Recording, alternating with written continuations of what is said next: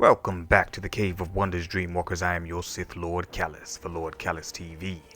And this is another Callous review. So if you're new here to the channel, I need you to subscribe, hit that like button, and turn on notifications so you can join the Dreamwalkers on our journey.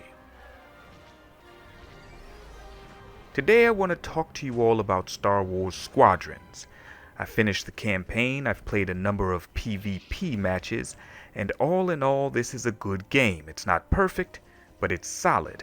So let's talk about the story.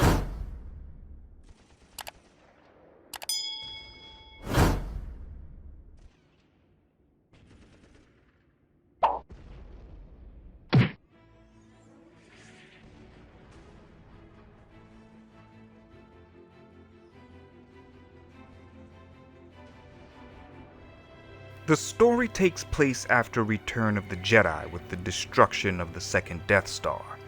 This is a great time period to explore for both regimes. We have the remnants of the Empire trying not to lose their vice grip on the galaxy, and we have the New Republic trying to re-establish their footing as the leading government. If you've read the Aftermath novels by Chuck Wendig, as you play through the campaign you'll see some connections, which I thought was pretty cool. But as a whole, the path they chose to follow was one that we have seen before. A moral Imperial officer defects from the Empire and becomes a high-ranking member of the New Republic. Of course, we've been there and done that. I enjoyed the characters that you get to interact with on both sides, especially General Syndulla and Admiral Sloane. I wonder if the TIE fighter pilot Vonreg has any relation to the pilot Major Vonreg from the Resistance show. More interesting tie-ins. Get it? Tie-ins? Whatever. I like the fact that one of the New Republic pilots had a touch of Force sensitivity, but that they didn't exploit that or use it as a selling point for the story. It just was what it was. The dialogue was very wooden, however, when you interact with other characters in the game. It just didn't feel natural to me, but more like scripts being read into a recorder and the timing set to 1 second spacing between sentences. It was pretty bad in my opinion. Luckily, the surroundings more than made up for the distraction. The ending is open, of course, and leaves room for many more stories to be told. Now, let's talk about the graphics and sound.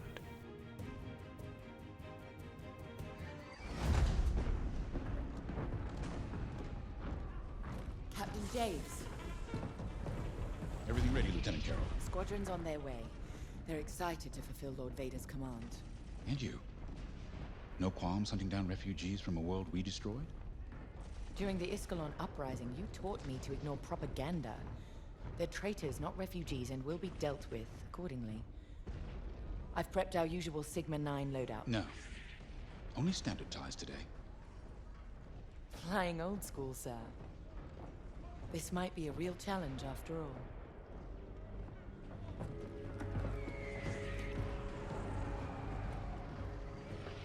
You hear me, Teresa? But I don't think you understand me. I guess we'll find out. Personally, I think the game looks and sounds amazing. With widescreen and headphones, the level of immersion is top-notch, even more so if you've managed to snag yourself a HOTAS. I have the game on PC and Xbox One X, and it was equally as good. I mean, you have the John Williams soundtrack playing in the background, you got twin ion engines screaming in your ears, you have the flight controls beeping and blipping, astromechs screeching. It was all just good fun. They have made a great Star Wars simulator here. Now I know there are many comparisons between Battlefront, Jump to Light Speed, and even SWTOR without the rails, and I don't think that it's a problem. This game stands up just fine on its own.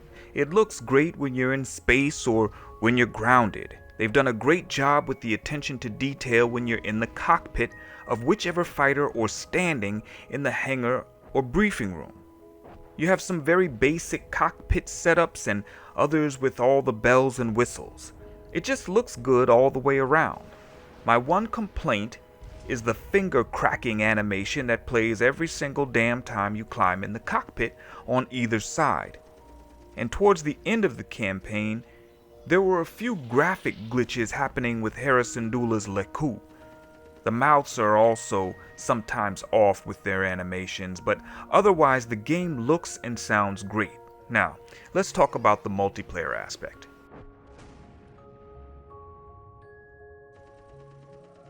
I've played a number of matches in multiplayer, and they were a lot of fun when you can coordinate with a team.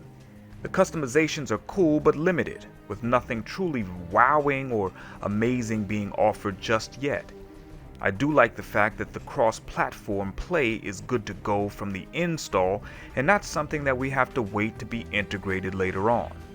Wait times are in line with most multiplayer games like your Battlefront or Call of Duty, so this should just be expected. The ability to jump into the game with the team against AI or real players is also a cool option. They have ranked play for your die-hard PvPers and unranked for your more casual pilots. I have to admit the story is what makes the game sit well at its price point though. I would pay the $39.99 for the story mode alone, but I would not pay $39.99 for the multiplayer without the story also included.